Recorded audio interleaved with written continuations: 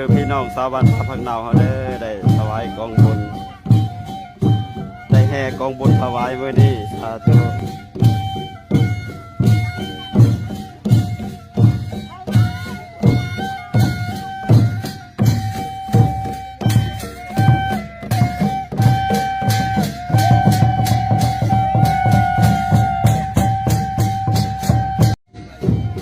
ขอเจริญพรนี่คือชาวบ้านป่าพักเนาเพิ่นได้ถวายกองบุญก่อนเนาะกองละ100,000-200,000อีกตามเจ้าภาพเพิ่นได้แห่กองบุญถวายก่อนสำหรับมื้ออื่นจะเป็นมื้อ